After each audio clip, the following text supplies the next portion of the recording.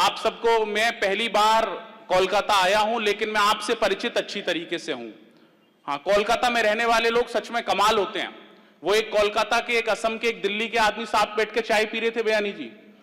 दिल्ली वाले ने चाय पीने के बाद कप को सीधा रख दिया, असम वाले ने चाय पीने के बाद कप को उल्टा रख दिया। अब अपने कोलकाता का आदमी फंस गया। कोलकाता में भी बड़ा बाजार लोहापट्टी सेवा समिति का था, उसने कप को आड़ा रख दिया। वो दोनों तुरंत बोले तुमने आड़ा क्यों रखा? उसने कहा तुमने सीधा क्यों रखा और तुमने उल्टा क्यों रखा? दिल्ली वाले ने कहा कि मैंने सीधा इसलिए रखा कि मुझे अभी चाय और चाहिए। असम वाले ने कहा कि मैंने उल्टा इसलिए रखा कि मुझे अब चाय नहीं चाहिए। तू बता कोलकाता वाले, तू बता बड़ी बाजार लोहापट्टी सेवा समिति वाले, तूने इसे आड़ा क्यों रखा? अब कोलकाता वाले का जवाब सुनना, आनंद आ जाए तो इस उत्सव को प्रारंभ करना। कोलकाता वाले ने कहा कि भैया मैंने कप को आड़ा इसलिए रखा कि हो तो दे दो, ना हो तो रहने दो। हम भी यही कहने आए, मन हो तो बजा दो, ना तो रहने दो।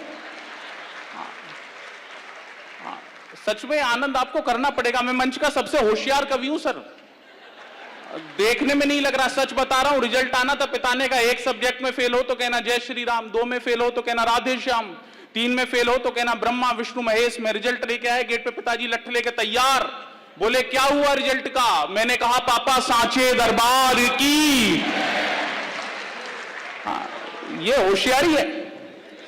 अच्छा, मेरे परिचय में बहुत सारी बातें बताई जाती है, लेकिन एक बात रह जाती है, मैं सबका परिचय कराता हूं। सर, मैं मंच का अकेला ऐसा कवि हूं जो कौन बनेगा करोड़पति में गया हूं।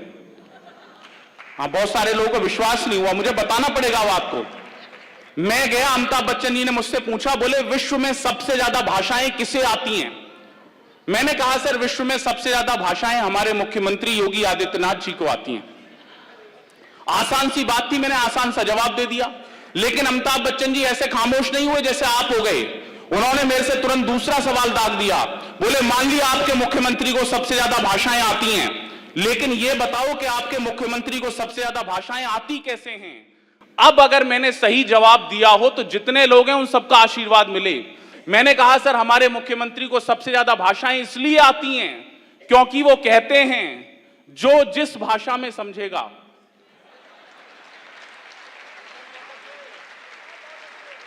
उसे उस भाषा में समझाएंगे। भाई साहब ताली नहीं बजा रहे। भाई साहब आप कांग्रेसी हो क्या? पता नहीं चलता कौन से वाले कहां फंसे हुए हैं। हाँ, स्थिति बड़ी खराब हो जाती है। मेरी तो घर में ही स्थिति खराब। बाबूजी पत्नी कट्टर भाजपाई, भाषण राहुल गांधी जी का सुन रही। मैंने कहा आपको तो भाग्यवान मोदी जी का सुनना चाहिए, आप क्यों राहुल गांधी का सुन रही हो? जो उसने जवाब दिया उस पर फिर आपका आशीर्वाद मिलेगा। उसने कहा चुप होके बैठ जाओ, राजनीति अपनी जगह, मनोरंजन अपनी जगह। हाँ, अच्छा कमाल है भाभी जी, बिल्कुल कमाल है मेरी पत्नी सर। अगर मैं समय से घर जाऊं तो वो भाजपा के चुनाव चिन्ह से मेरा स्वागत करती है। अगर मैं उससे लेट जाऊं तो वो कांग्रेस के चुनाव चिन्ह से मेरा स्वागत करती है। और अगली बात जो समझे उसकी तालियां उठे। अगर मैं उससे भी लेट जाऊं तो वो आम आदमी पार्टी के चुनाव चिन्ह से मेरा स्वागत करती है। और आपकी तालियां बता रही हैं कि घर में आपका भी स्वागत ऐसे ही हो रहा है। हाँ, नहीं सच में बिल्कुल कमाल चल रहा है सर देश में। अभी मोदी जी मिले चीन के राष्ट्रपति शी जिनपिंग से। पत्रकारों ने मुझसे पूछा, बोले मोदी जी ने चीन के राष्ट्रपति से हाथ मिलाते हुए क्या कहा होगा? कोलकाता वालों, अगर मैंने सही बात कही हो तो फिर मुझे आशीर्वाद देना। मैंने कहा मोदी जी ने चीन के राष्ट्रपति से हाथ मिलाया होगा और सिर्फ एक ही बात कही होगी कि जितनी तेरी आंखें खुलती हैं ना, उतनी तो मैं बंद करके सोता हूं। कमाल है सर मोदी जी। अच्छा, जब मैं दूसरे प्रदेशों में आता हूं तो लोग मुझसे पूछते हैं आप उत्तर प्रदेश से आए हैं, आपके यहां तो बाबा जी सबको निपटा देते हैं। फिर सर मुझे बताना पड़ता है। अभी मुझसे सर कह रहे थे, तमाम मांदड़ जी कह रहे थे, तमाम महत्वपूर्ण लोग कह रहे थे, बोले आप उत्तर प्रदेश से आए हैं, आपके यहां बाबा जी ने सबको निपटा दिया। मुझे समझाना पड़ता है।